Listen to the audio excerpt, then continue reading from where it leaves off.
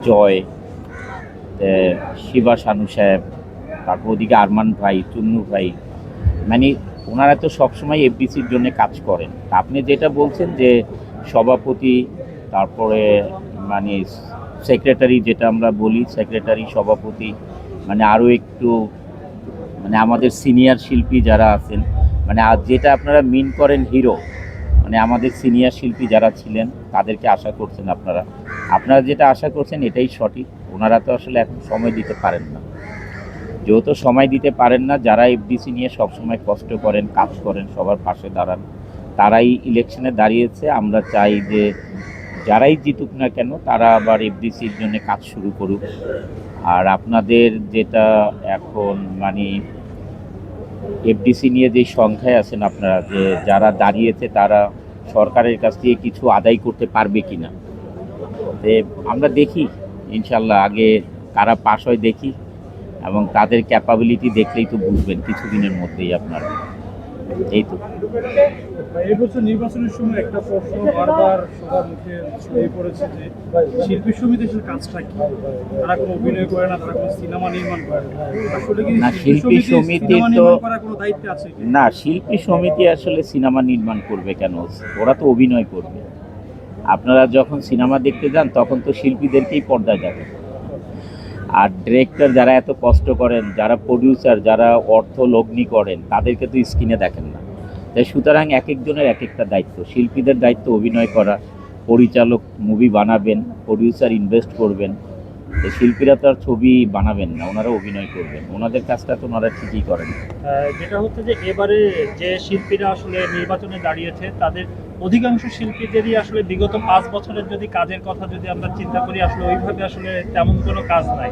যারা আসলে কাজ করছে প্রতিনিয়ত, যারা পর্দায় থাকছে বিগত 5 থেকে 7 বছর, তার তারা আসলে এই এমনকি তারা অনেকেই আছে যে এবার আসলে নির্বাচনে আসলে তারা ভোট এখন পর্যন্ত ভোটারই হয়নি।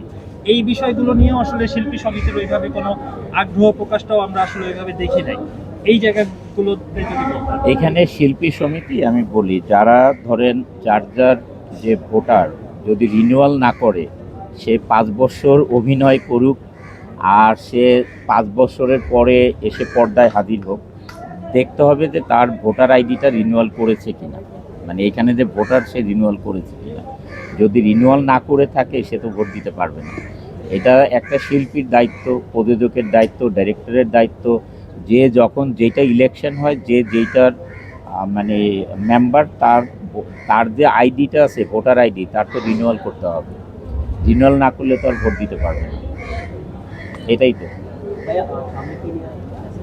যারা নতুন কমিটি নির্বাচিত হবে তাদেরকে নিয়ে আসলে আপনার কোনো ব্যক্তিগত পরিকল্পনা আছে কি? আমার ব্যক্তিগত পরিকল্পনা হচ্ছে একটাই, যে যারা অভিনয় করবে তারা অভিনয় ভালো করুক, হ্যাঁ, অভিনয় মন দেখ। এই ধরেন একজনের প্রতিনিধিত্ব তো একটা দল করতে হবে, যার জন্য ইলেকশনটা আর কি। না হলে তো কারো কাছে এসে যে কেউ সুখ দুঃখের কথা বলবে সেটাই তো বলার লোক থাকবে না। এই জন্যেই হচ্ছে এফডিসিতে ইলেকশনটা হয়। আর আমরা, আমি নিজেও ধরেন 23, 24, 25 আমার ছবি রিলিজ হয়নি।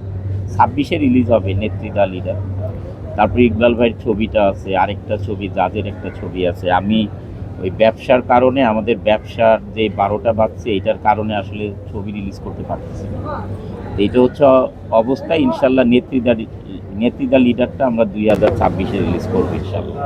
আপনারা ভালো থাকেন ভাই। আপনাকে কি নির্বাচনে ভবিষ্যতে মানে 28-এর নির্বাচনে আপনাকে পাওয়া যাবে কিনা?